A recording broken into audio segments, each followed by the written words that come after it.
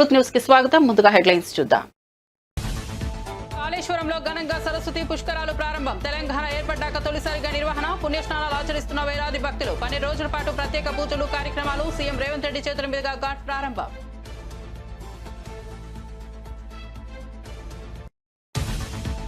Operation Sindoor అనంతరం రాజ్నాథ్ సింగ్ తొలిసారి జమ్మూ కాశ్మీర్ లో పర్యటన. బాధ్యతారహిత పాకిస్తాన్ చేతిలోని అణ్వాయుధాల భద్రతపై ప్రపంచం దృష్టి సారించాలని విజ్ఞప్తి.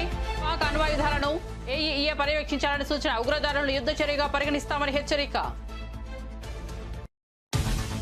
వీరయ్య చౌదరి కుటుంబ సభ్యులను పరామర్శించిన మంత్రి లోకేష్. ఇటీవల ఒంగోలులో దారుణ హత్యకు గురైన టీడీపీ నేత అమ్మనప్రోలులోని వీరయ్య చౌదరి నివాసానికి వెళ్లిన మంత్రి లోకేష్. ఆయన కుటుంబ సభ్యులను పరామర్శించి ధైర్యం చెప్పిన మంత్రి అన్ని విధాలుగా అండగా ఉంటారని భరోసా. భూ రికార్డుల ప్రక్షాళనకు కేంద్రం బృహత్ ప్రణాళిక. టెక్నాలజీతో సమగ్ర సర్వే అని కేంద్ర సహాయ మంత్రి వెల్లడి. భూ వివాదాల పరిష్కారానికి కేంద్రం కొత్త సర్వే టెక్నాలజీతో సమగ్ర భూ సర్వే రీసర్వే ఆధార్తో భూ రికార్డుల అనుసంధానం తప్పనిసరి. గుంటూరులో కేంద్ర మంత్రి పెమ్మసాని ప్రకటన. భారత్ నుంచి కీలక వాణిజ్య ప్రతిపాదన వచ్చిందన్న డొనాల్డ్ ట్రంప్. అమెరికా ఉత్పత్తులపై సుంకాలు ఉండవంటూ భారత్ ఆఫర్ ఇచ్చిందన్న ట్రంప్. భారత్ లో కాకుండా అమెరికాలను ఉత్పత్తి చేయాలని ఆపిల్ కు సూచన. భారత్ అమెరికా ద్వైపాక్షిక వాణిజ్య ఒప్పందంపై చర్చలు ముమ్మరం. బెల్లంకొండ శ్రీనివాస్ పై కేసు నమోదు. జూబ్లీహిల్స్ పిఎస్ లో శ్రీనివాస్ పై కేసు నమోదు. రాంగ్ రూట్ డ్రైవింగ్, కానిస్టేబుల్ తో దురుసుగా ప్రవర్తించామంటూ ఆయనపై కేసు. జూబ్లీహిల్స్ జర్నలిస్ట్ కాలనీ వద్ద తన కారులో రాంగ్ రూట్ లో వచ్చిన హీరో.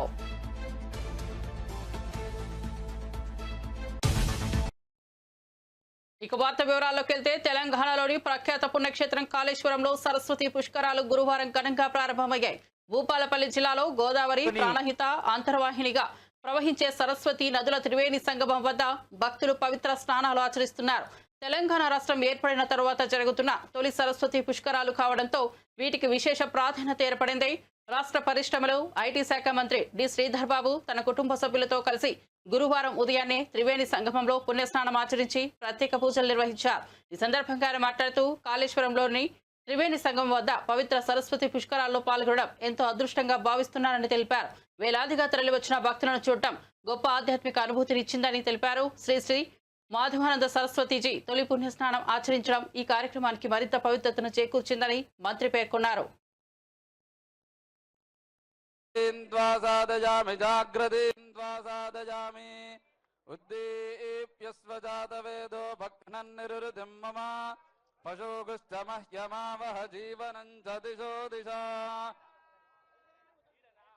గౌరవనీయులైన ముఖ్యమంత్రి గారు ఆవిష్కరించిన ఈ సరస్వతికి రెండు వైపులా చతుర్వేద మూర్తులు ఉన్నాయి.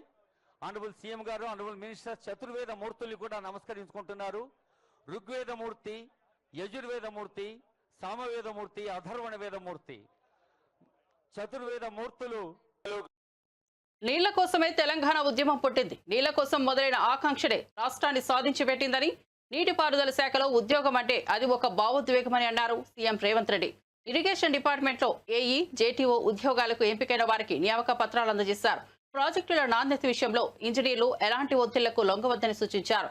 గడిచిన 15 నెలల్లో నీటిపారుదల శాఖలోనే 1161 ఉద్యోగ ఖాళీలను భర్తీ చేశామని చెప్పారు. గ్రూప్ 1 నియామకాలను అడ్డుకోవడం వెనుక ఉన్న రాజకీయ నాయకులు ఎవరో అందరికీ తెలుసని, త్వరలోనే గ్రూప్స్ ఉద్యోగుల నియామకాలు పూర్తి చేస్తామని చెప్పారు ముఖ్యమంత్రి రేవంత్ రెడ్డి.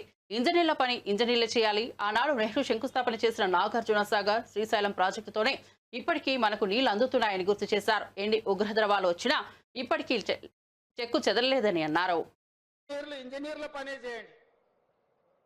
పొలిటికల్ ఎగ్జిక్యూటివ్స్ గా మేము మీరిచ్చే సాంకేతిక పరమైన సమాచారాన్ని ప్రాతిపదికన ప్రాజెక్టులు కట్టాలా లేదా పాలసీ డెసిషన్ మాత్రమే పొలిటికల్ ఎగ్జిక్యూటివ్స్ చేయాలి. ఇంజనీర్లు చేయాల్సిన పని ప్రజాప్రతినిధులు, మంత్రులు, ముఖ్యమంత్రులు చెయ్యకూడదు. అట్లా చేస్తే ఏమవుతుందో కాళేశ్వరం ఒక ఉదాహరణ. ఇంజనీర్ల గౌరవం ఇంజనీర్లకు ఉండాలి.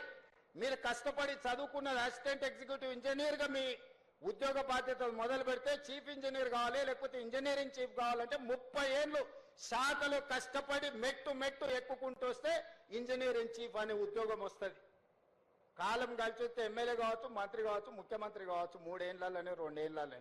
ఇంజనీరింగ్ చీఫ్ 30 ఏళ్ళు అయితే కానీ కాలేరు. 30 ఏళ్ళ అనుభవం, గాలి కొట్టుకొచ్చిన అవకాశంతో గాలి మోటార్లు తిరుక్కుంటూ ఇక్కడ బ్రిడ్జులు కట్టండి, ఇక్కడ బారేజులు కట్టండి, ఇక్కడ రిజర్వాయర్లు కట్టండి అని చెప్తే ఎట్లా జరుగుద్దో ఏం జరుగుతుందో కండ్ల ముందల కాళేశ్వరం ఉంది. అందుకే ఎవరైనా అధికారులు, నేను స్పష్టంగా చెప్తున్నా, రాజకీయ నాయకులకు ఉన్న పరిమితమైన జ్ఞానంతో మీకు ఏదైనా తెలంగాణ రాష్ట్రానికి జరిగిన పాకిస్తాన్ అణు కేంద్రాలను అంతర్జాతీయ సంస్థ పర్యవేక్షణలోకి తీసుకురావాల్సిన సమయం ఆసన్నమైందని భారత రక్షణ మంత్రి రాజ్నాథ్ సింగ్ అన్నారు. దేశంలో ఎలాంటి ఉగ్రవాద దాడి జరిగినంత వరకే ప్రస్తుత కాల్పుల విరమణ ఒప్పందాన్ని భారత్ గౌరవిస్తోందని ఆయన స్పష్టం చేశారు. శ్రీనగర్లోని బాదహమీబాగ్ కంటోన్మెంట్ ప్రాంతంలో సైనిక ప్రధాన కార్యాలయంలో ఆర్మీ సైనికులను ఉద్దేశించి రాజ్నాథ్ సింగ్ ప్రసంగించారు. ఈ సందర్భంగా రాజ్నాథ్ సింగ్ మాట్లాడుతూ, వారు మన తలపై దాడి చేయడానికి ప్రయత్నించినప్పుడు మనం వారి ఛాతిపై దెబ్బ కొట్టి పెద్ద గాయం చేశాం. మన ఆపరేషన్ సింధు నిస్సందేహంగా భారత్ చేపట్టిన అతిపెద్ద ఉగ్రవాద వ్యతిరేక చర్య అని పేర్కొన్నారు. ఇటీవల జరిగిన ఘర్షణల్లో ప్రాణాలు కోల్పోయిన వీర సైనికులకు ఏప్రిల్ 22న పహల్గాంలోని బైసరన్ ప్రాంతంలో ఉగ్రవాదులు జరిపిన దాడిలో మరణించిన 26 మంది పౌరులకు ఆయన నివాళులర్పించారు. उन्होंने इसमें उनको विलंब हुआ है, फिर भी वो यहाँ पर मौजूद हैं। साथियों, आज लखनऊ में BrahMos integration and testing facility centre के उद्घाटन के शुभ अवसर पर मैं आप सबसे बातचीत करते हुए बेहद प्रसन्नता की अनुभूति कर रहा हूँ। मेरी बड़ी इच्छा थी कि मैं स्वयं उपस्थित होकर आप सबके बीच मैं रहूं, आप सबसे मैं सीधा संवाद करूं, पर मैं क्यों नहीं आ पाया, यह बात आप सभी जानते हैं। अभी जिस परिस्थिति से हम गुजर रहे हैं उसे देखते हुए मेरा दिल्ली में रहना यह अति आवश्यक था। इसलिए मैं वीडियो कॉन्फ्रेंसिंग के माध्यम से आप सभी से जुड़ रहा हूं। मैं भले ही आपके बीच नहीं आया, लेकिन अपने उत्साह के माध्यम से आप मुझ तक जरूर पहुंच गए हैं। यह अपने आप में एक संदेश है कि चाहे हम किसी भी परिस्थिति में रहें, यह देश चलता रहेगा और हमारा काम नहीं रुकेगा। किसी भी स्थिति में हमारा संवाद नहीं टूटेगा। साथियों, आज का दिन हमारे शहर लखनऊ और हमारे राज्य उत्तर प्रदेश और हमारे पूरे देश के लिए एक ऐतिहासिक दिन है। आज का दिन मैं समझता हूं उस शक्ति की आराधना का दिन है जो हमारी सेनाओं को संबल प्रदान करती है, जो हमारी सेनाओं में निहित होकर दुश्मन पर कहर बरसाती है। आज का दिन मेरे लिए व्यक्तिगत रूप से बहुत ही महत्वपूर्ण है, क्योंकि मैंने अपने शहर लखनऊ के लिए एक सपना देखा था कि मेरा शहर भारत के डिफेंस सेक्टर को मजबूत करने में एक बड़ा योगदान दे। वह सपना अब पूरा हो रहा है। साथियों, BrahMos integration and testing facility का उद्घाटन इसलिए भी महत्व रखता है क्योंकि आज का दिन बहुत ही खास है। आप सब तो जानते ही हैं कि आज नेशनल टेक्नोलॉजी डे है। आज ही के दिन 1908 समयबद्ध तरीके से पूरा करते रहे। इस मौके पर मैं उत्तर प्रदेश के माननीय मुख्यमंत्री श्री योगी आदित्यनाथ जी का विशेष आभार प्रकट करता हूं। यदि इतने कम समय में ब्रह्मोस की इंटीग्रेशन एंड टेस्टिंग फैसिलिटी की स्थापना हो सकी, तो इसके पीछे योगी जी का बहुत बड़ा योगदान है।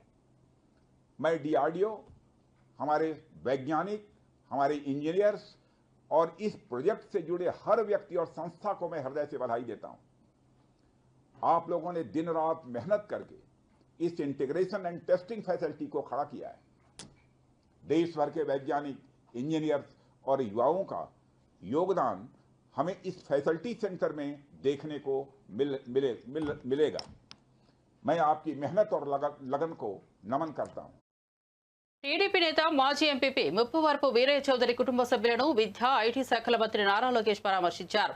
ఉదయం ప్రకాశం జిల్లా నాగులపులపాడు మండలం అమ్మనబ్రోలులోని వీరయ్య చౌదరి నివాసానికి వెళ్లిన మంత్రి లోకేష్ ముందుగా ఆయన చిత్రపటానికి పూలమాలలు వేసి నివాళులు అర్పించారు.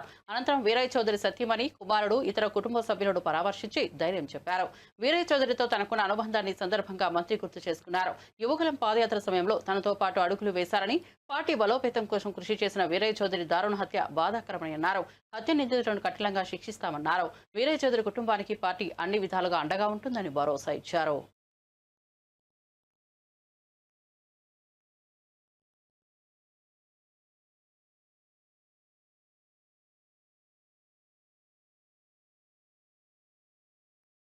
దేశంలో భూ రికార్డుల నిర్వహణలో నెలకొన్న లోపాలను సరిదిద్ది వివాదాలకు ఫుల్ స్టాప్ పెట్టేందుకు కేంద్ర ప్రభుత్వం నడుం బిగించింది. ఇందులో భాగంగా కేంద్ర సమన్వయంతో అత్యాధునిక సాంకేతిక పరిజ్ఞానాన్ని ఉపయోగించి భూముల సర్వే, రీసర్వే చేపట్టనున్నట్లు కేంద్ర గ్రామీణాభివృద్ధి, కమ్యూనికేషన్ల శాఖ సహాయ మంత్రి డాక్టర్ చంద్రశేఖర్ పెమ్మసాని వెల్లడించారు. సరికాని కాలం చెల్లిన భూ రికార్డుల వల్ల తలెత్తిన సమస్యలను పరిష్కరించడమే ఈ కార్యక్రమం ముఖ్య ఉద్దేశమని ఆయన స్పష్టం చేశారు. ఆంధ్రప్రదేశ్లోని గుంటూరులో digital India land records modernisation programmes కింద సర్వే, రీసర్వేపై జరిగిన జాతీయ వర్క్షాప్లో మంత్రి పెమ్మసాని ప్రసంగించారు. ఈ కార్యక్రమం కేంద్ర ప్రాయోజిత పథకమని, పూర్తిగా సాంకేతిక పరిజ్ఞానంపై ఆధారపడి నడుస్తుందని తెలిపారు. డ్రోన్లు, విమానాల ద్వారా ఏరియల్ సర్వేలు చేయడం వల్ల సాంప్రదాయ పద్ధతుల్లో పోలిస్తే కేవలం 10% ఖర్చుతోనే సర్వే పూర్తి చేయవచ్చని ఆయన వివరించారు. Such a high quality national conference in Guntur gives me a personal satisfaction. So when it comes to this conference, as you all know, land is not just a physical asset in India. It is a symbol of identity, security, and dignity. More than 90% of the people, the land and property is the single most valuable asset. However, still inaccurate or outdated land records have long been the root cause of widespread disputes, delays in development, and denial of justice. And if you look at it in the entire civil court structure, around 2/3, more than 60-70% of disputes are related to land. Even in apex courts, like Honorable Supreme Court, 1 in 4 cases are related to land disputes. Even as an MP, when I do grievances in my own constituency, majority of the complaints come to me for similar reasons. So these statistics do represent what's happening at the ground. I don't know how many of you know who I am, but I was in US for 25 years. I went to US in year 2000. I bought my first house in year 2005 there. So the process was, I chose a realtor who showed me several houses. I picked a house. We're going to buy this house. And some price was set. Then he told me, sir, today there will be a date. We are going to close the house. He gave me a date. Then he said, okay, what all do I have to do? Because I remember the registration process of India. Where do I have to come? How much time I have to spend? What are all the things I need to do? He said, no, you don't have to do anything. You just stay between 11 and 12 at your house. This is what they told me. So 11 o'clock, 3-4 people came, a title company, a government official, and my realtor. They handed me 10 papers to sign, one for insurance, and all these that I verified the house is in good condition, all that stuff. I signed in 5 minutes. They asked the check. I gave the check. They gave me the keys. The entire process happened in less than 15 minutes for me. I was literally shocked. How can this whole system can work like this? But the idea, I mean, why can't we do these things in India, right? And obviously India has progressed quite a bit since that time. And with visionary leaders like Honorable Prime Minister Sri Narendra Modi ji, or my cabinet minister. YCP నేత గన్నవరం మాజీ MLA Vallabhaneni వంశీని jail నుంచి హుటాహుటిన ఆసుపత్రికి తరలించారు. శ్వాస తీసుకోవడంలో ఆయనకు ఇబ్బంది తలెత్తడంతో జైలు అధికారులు ఆసుపత్రికి తీసుకెళ్లారు. వంశీకి ప్రస్తుతం ఆసుపత్రిలో వైద్యం కొనసాగుతోంది. అయితే విషయం బయటకు తెలియడంతో ఆసుపత్రి వద్దకు వైసీపీ శ్రేణులు భారీగా చేరుకున్నట్లు సమాచారం. కాగా సత్యవర్ధన్ కిడ్నాప్ కేసులో వంశీకి విజయవాడలో ఎస్సీ/ఎస్టీ కోర్టు మంగళవారం బెయిల్ మంజూరు చేసిన విషయం తెలిసిందే. ఆయనతో పాటు మరో 4గురికి ఈ కేసులో కోర్టు బెయిల్ మంజూరు చేసింది. అయితే గన్నవరం టీడీపీ కార్యాలయంపై కేసులో వంశీ ప్రస్తుతం విజయవాడ జిల్లా జైల్లో రిమాండ్ ఖైదీగా ఉన్నారు. ఈ క్రమంలో తాజాగా ఆయన అస్వస్థతకు గురి కావడంతో అధికారులు చికిత్స కోసం ఆసుపత్రికి తరలించారు. వల్లభనేని వంశీ ఆరోగ్యంపై వైసీపీ శ్రేణులు ఆందోళన వ్యక్తం చేస్తున్నాయి. అమెరికా అధ్యక్షుడు డొనాల్డ్ ట్రంప్ గురువారం నాడు కీలక వ్యాఖ్యలు చేశారు. మరో అమెరికన్ వస్తువులపై ఎలాంటి సుంకాలు విధించకుండా ద్వైపాక్షిక వాణిజ్య ఒప్పందం కుదుర్చుకోవడానికి భారత్ ముందుకొచ్చిందని ఆయన తెలిపారు. ఖతార్ రాజధాని దోహాలో పర్యటిస్తున్న ట్రంప్ అక్కడ వ్యాపార ప్రతినిధులతో జరిగిన సమావేశంలో ఈ విషయాన్ని వెల్లడించారు. సుంకాలు లేకుండా వాణిజ్యం చేసుకునేందుకు భారత్ ఓ ఒప్పందాన్ని ప్రతిపాదించిందని ట్రంప్ పేర్కొన్నారు. అయితే ఈ ప్రతిపాదనకు సంబంధించి మరిన్ని వివరాలను ఆయన వెల్లడించలేదు. ఇదే సమయంలో ఆపిల్ సీఈఓ టిమ్ కుక్ తో తాను మాట్లాడినట్లు ట్రంప్ తెలిపారు. భారత్ లో మరిన్ని తయారీ కేంద్రాలను ఏర్పాటు చేయాలన్న ప్రణాళికను విరమించుకొని అమెరికాలోనే ఆ ప్లాంట్లను నిర్మించడంపై దృష్టి పెట్టాలని సూచించినట్టు చెప్పారు. ఆపిల్ తన ఉత్పత్తిని అమెరికాలో పెంచనుందని ట్రంప్ పేర్కొన్నారు. It's coming in. And I had a little problem with Tim Cook yesterday. I said to him, Tim, you're my friend. I treated you very good. You're coming in with $500 billion, but now I hear you're building all over India. I don't want you building in India. You can build in India if you want to take care of India, because India is one of the highest tariff nations in the world. It's very hard to sell into India. And they've offered us a deal where basically they're willing to literally charge us no tariff. So we go from the highest tariff, you couldn't do business in India. We're not even a top 30 in India because the tariff is so high, to a point where they have actually told us, I assume you too, Scott, you were working on that also, that there will be no tariff, right? Would you say that's a difference? They're the highest, and now they're saying no tariff. But I said to Tim, look, we've treated you really good. We put up with all the plants that you built in China for years. Now you got to build us. We're not interested in you building in India. India can take care of themselves. They're doing very well. Tollywood యువ hero Bellamkonda Sai Srinivas పై Hyderabad Jubilee hills పోలీసులు case నమోదు చేశారు. Traffic లో wrong route లో వెళ్లడమే కాకుండా constable తో దురుసుగా ప్రవర్తించారంటూ ఆయనపై జూబ్లీ హిల్స్ పోలీస్ స్టేషన్ లో కేసు నమోదైంది. కాగా జూబ్లీ హిల్స్ జర్నలిస్ట్ కాలనీ వద్ద శ్రీనివాస్ తన కారులో రాంగ్ రూట్ లో వచ్చాడంటూ ఓ వీడియో సోషల్ మీడియాలో వైరల్ అయిన విషయం తెలిసిందే. కాగా సదరు హీరోను ట్రాఫిక్ కానిస్టేబుల్ అడ్డుకొని హెచ్చరించారు. రాంగ్ రూట్ లో ఎలా వస్తారంటూ కానిస్టేబుల్ ప్రశ్నించడంతో శ్రీనివాస్ అక్కడి నుంచి వెనక్కు వెళ్లిపోయారు. ఇక ప్రస్తుతం ఈ యువ హీరో 4 సినిమాలతో బిజీగా ఉన్నారు. భైరవం, టైషన్ నాయుడు, హైందవ, కిష్కింధపురి చిత్రాల్లో నటిస్తున్నారు.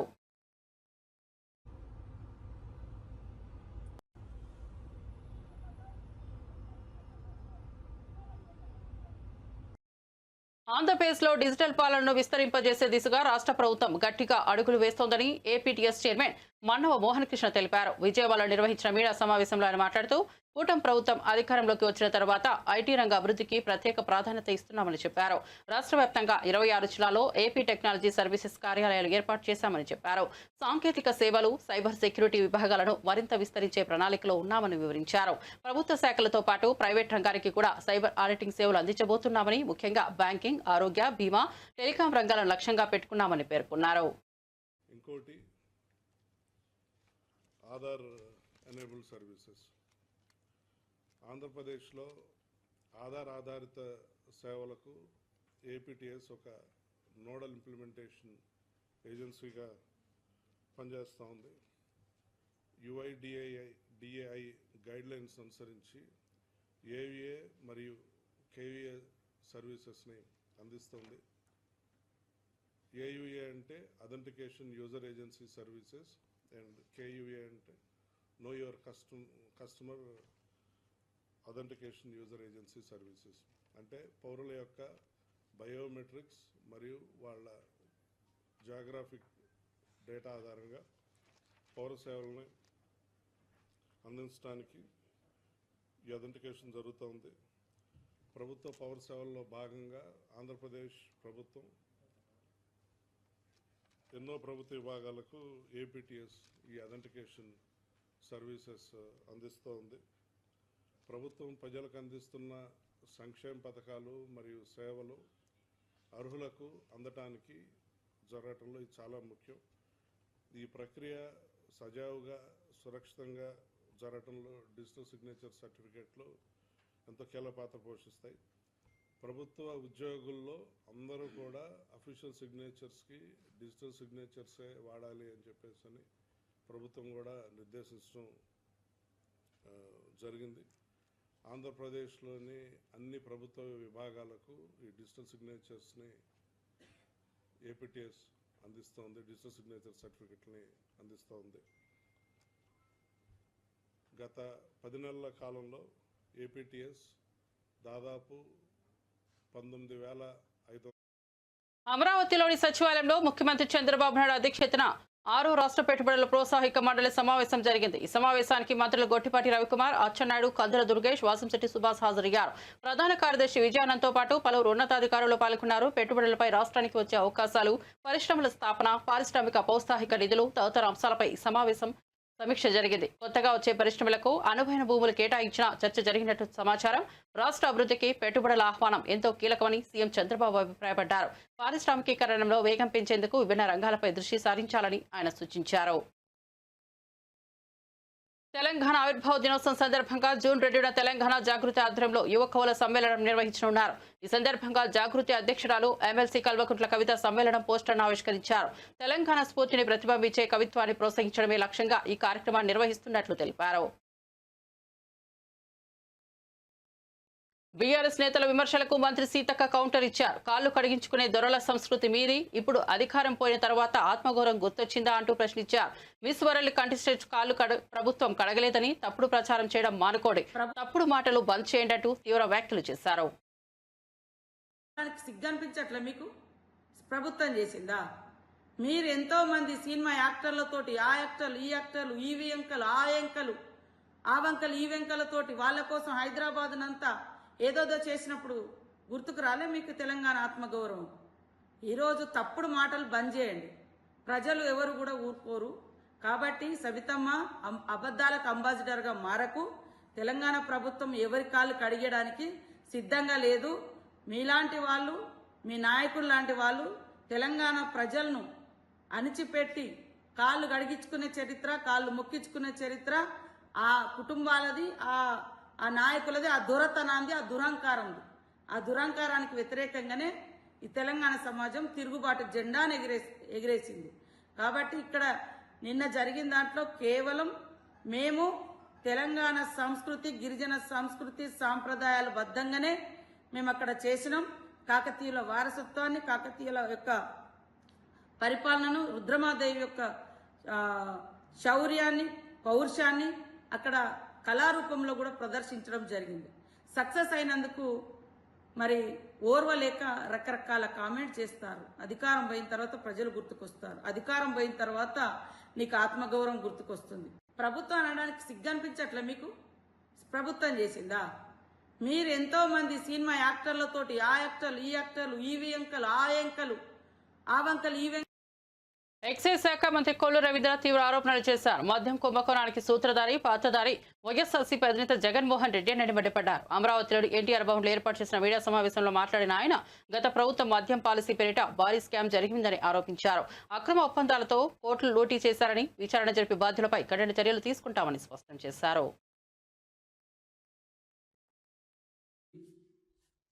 మరి మీ మనుషులు కానీ మొత్తం కూడా బయటకు వస్తూ ఉంటే ఇవాళ మీ సాక్షి పేపర్లో, మీ టీవీ ఛానల్స్లో తప్పుడు కథనాలతో ప్రజల్ని మళ్ళీ మోసం చేసి మభ్యపెట్టాలని ప్రయత్నం చేస్తున్నారంటే ఒక్కసారి మనం అందరం కూడా ఆలోచించాలి. ఇవాళ మొత్తం దొరికినటువంటి దొంగలు ఇవాళ, అందుకని మేము మొట్టమొదటి నుంచి కూడా ప్రభుత్వం వచ్చిన వెంటనే వైట్ పేపర్స్ రిలీజ్ చేశాం. వైట్ పేపర్స్లో క్లియర్గా ఎక్కడెక్కడ దోపిడీ జరిగింది, ఏ రకంగా వీళ్ళు దాన్ని ఉపయోగించుకున్నారు అని క్లియర్గా మేము ఇచ్చాం. ఇవాళ ఏదైతే మేము ఇచ్చామో అదే విషయాన్ని వైఎస్ఆర్ పార్టీకి నెంబర్ 2గా ఉన్నటువంటి వ్యక్తులు కూడా బయటికి చెప్పారు. ఇవాళ దాన్ని తీసుకొచ్చి వాళ్ళందరినీ కూడా తెలుగుదేశం పార్టీతో అక్కడ విచారణలో అరెస్ట్ అయినటువంటి వ్యక్తుల్ని, లేకపోతే విచారణ పిలిచినటువంటి వ్యక్తుల్ని తెలుగుదేశం పార్టీకి అంటగట్టాలని ప్రయత్నం చేస్తా ఉన్నదంటే ఇంతకంటే సిగ్గుచేటు ఇంకోటి ఉంటుందా? నేను ఈ సందర్భంగా అడుగుతా ఉన్నా, ఈ కుంభకోణంలో గత నెల రోజులుగా వస్తున్నటువంటి వార్తల్లో విజయసాయిరెడ్డి గారిని విచారణ చేస్తే ఆయన ఏ పార్టీ, మిథున్ రెడ్డి గారు ఏ పార్టీ, రాజకేశ్వరరెడ్డి మరి ఆయన ఎవరు జగన్మోహన్ రెడ్డి గారు అనుచరుడు కాదా? గోవిందప్ప, ధనుంజయ రెడ్డి గారు, కృష్ణమోహన్ రెడ్డి గారు, వీళ్ళ పాత్రలన్నీ గురించి కూడా స్పష్టమైనటువంటి ఆధారాలతో ఇవాళ వార్తలు వస్తామంటే వీరంతా ఏ పార్టీకి చెందిన వాళ్ళు జగన్మోహన్ రెడ్డి గారు? ఇవాళ తప్పుడు కథనాలను మీరు రాయిస్తూ మసిపూసి మారేడుకాయ చేయాలని ప్రయత్నం చేస్తే జరగదు. సిట్టు విచారణ జరుగుతుంది, వాస్తవ విషయాలు మొత్తం కూడా బయటకు వస్తాయి. ఎవరెవరు దీంట్లో పాత్రలు ఉన్నారో, పాత్రదారులు, సూత్రధారులు, ఎవరెవరు ఎక్కడ ఎంత దోపిడీ చేశారో మొత్తం కూడా బయటకు వస్తుంది. 2019లో వీరెవరికన్నా మద్యం వ్యాపారాలతో సంబంధాలు ఉన్నాయా? 2019కి ముందు మద్యం వ్యాపారంతో సంబంధం లేనటువంటి వీళ్ళు మద్యం వ్యాపారానికి కేవలం మీ ప్రభుత్వంలో వచ్చింది వాస్తవం కాదా? దీనికి పూర్తి ఆధారాలు ఉన్నాయి, వాస్తవం కాదా? ఇంకా ఏదో మభ్య పెట్టాలని బులెటిన్ ముగించే ముందు హెడ్లైన్స్ మరోసారి చూద్దాం. కాళేశ్వరంలో ఘనంగా సరస్వతి పుష్కరాలు ప్రారంభం. తెలంగాణ ఏర్పడ్డాక తొలిసారిగా నిర్వహణ. పుణ్యస్నానాలు ఆచరిస్తున్న వేలాది భక్తులు. 12 రోజుల పాటు ప్రత్యేక పూజలు, కార్యక్రమాలు. సీఎం రేవంత్ రెడ్డి చేతుల మీదుగా ఘాట్ ప్రారంభం.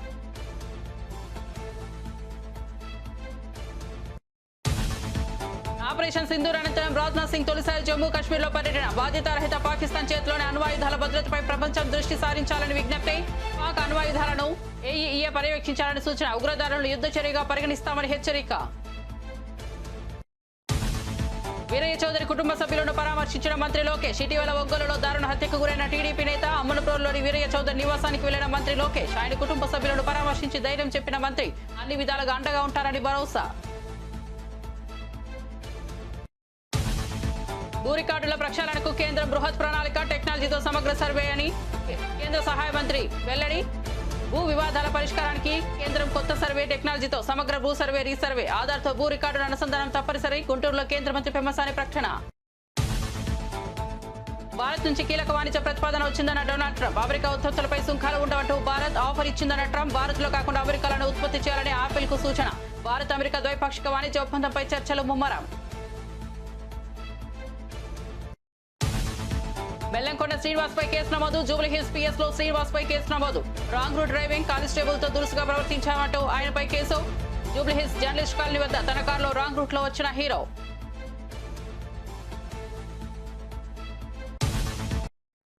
మరిన్ని అప్డేట్స్ కోసం చూస్తూనే ఉండండి ట్రూత్ న్యూస్.